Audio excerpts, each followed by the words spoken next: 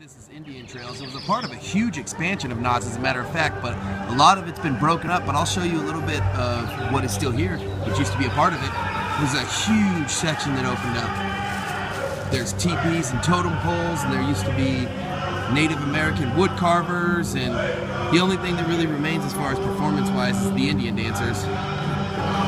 And just over here, underneath the crazy Prenzel portion of Silver Bullet, this is what remains of what the old Indian Trails experience used to be. And as a matter of fact, when I was a kid, you used to be able to go inside of these.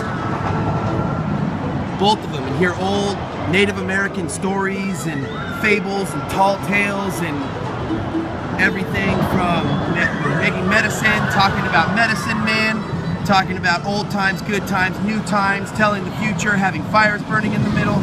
And this is where Reflection Lake actually used to come out. And I'll take you right over there and show you a little bit of that too. This little outcropping here, way before Silver Bullet was here, there actually used to be a Native American wood carver here. And he actually used to carve a bunch of canoes and kayaks and totem poles. And a lot of those totem poles that he used to carve are actually still here in the park. And you just kind of gotta find them. So if you just wander around a little bit, they're around. Trust me. And here's one of them. And here's another one. Try to find this one too. And there's one of the canoes. Try to find it yourself. And there used to be all kinds of really cool stuff like this all around Indian Trails, and they got rid of it, but this is an old Native American map. The Indian homeland.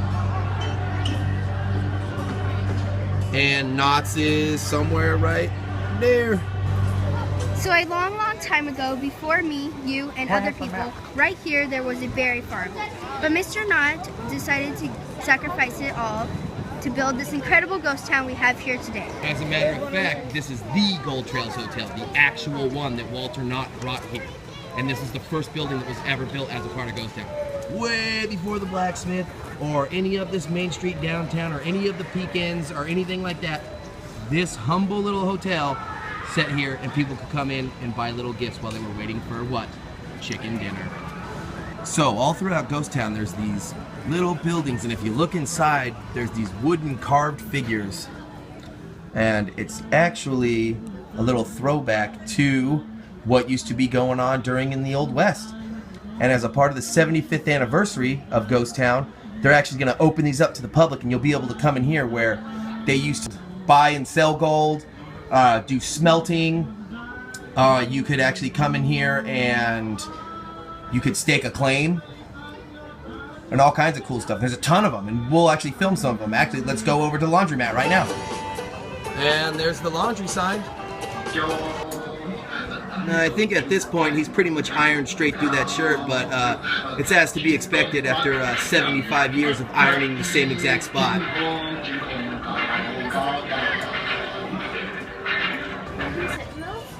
And this is what we can assume a drugstore in the 1800s would have looked like. The Cigar Indian. Cigar Indian.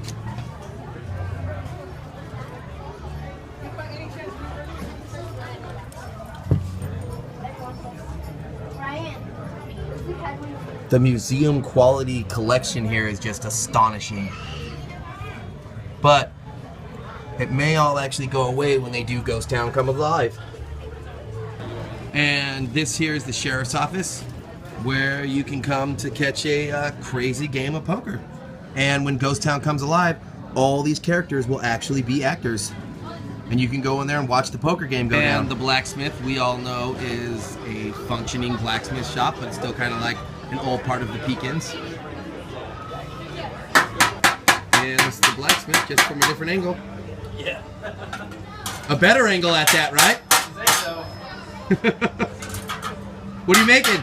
I'm working on a three-dimensional skull. It's kind of far from being sweet. Oh, cool. I've got a guy who came by and built custom hot rods. Is that right? He wanted me to make a skull that he can weld on the back of his latest truck. Oh, that's going to be cool. Made at Knott's at that, huh? Handmade. Exactly. And Walter Knott firmly believed in entertainment through education, and that's why he gave us the Wild West Museum. There's some really cool stuff in here. like an old-time fire truck. All kinds of tools they would have used in the 1800s. Trains.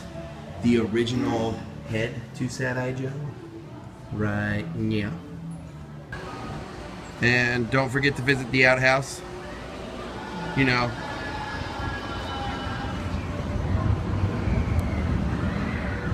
Non-operational, of course. So we were just told when you come into the photo gallery, where you can take the old-timey pictures here, that up this staircase, this portrait here used to actually be the old backdrop for the Calico Saloon.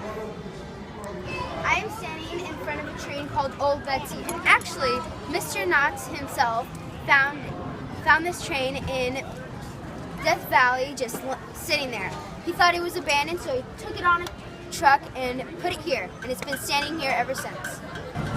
If you go behind the glass blower shop, there's something very, very interesting, and a lot of very, very old West mechanics. And they used to use this to make flour, and there's actually still one inside. I'll show you how it works. So this thing here, back by the cemetery, is commonly referred to as an overshoot water wheel. This water wheel used to have a gear right here that would spin around and connect to a band that would go through that hole. That hole would connect to this gear that would spin that bar, and just inside there's a grinding pestle. And that's inside the glass shop here. And if you turn left, when I was a kid, this actually used to work. And it doesn't now because it's not connected. And the grain would go in here, be ground down here, and it would be shoveled back up to the top into a storage area up in the attic. As you enter the park, these two giant wagon wheels are actually a piece of farm equipment. It was one of the original pieces of farm equipment that Walter Knott acquired and became a set piece outside of Chicken Dinner. And as a matter of fact, when I was a little kid, that pole right there used to be super long, and you could actually climb up on there, and now they stopped you from doing that. But yeah, this is one of the original things he actually purchased. So inside Virginia's gift shop, there is a picture here of a cable car. That cable car went on to be converted into a popcorn and icy stand, and then it was moved to the Orange Empire Railway Museum. And I'll actually post a link below that you can click to a video that they made all about it.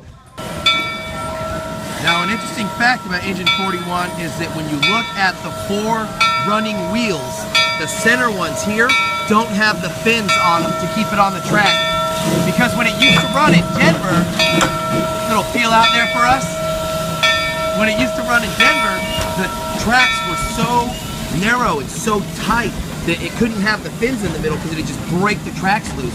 But here it doesn't really make a difference. Well, this has been Knott's Fairy Tales, episode 6. Hope you enjoyed yourself.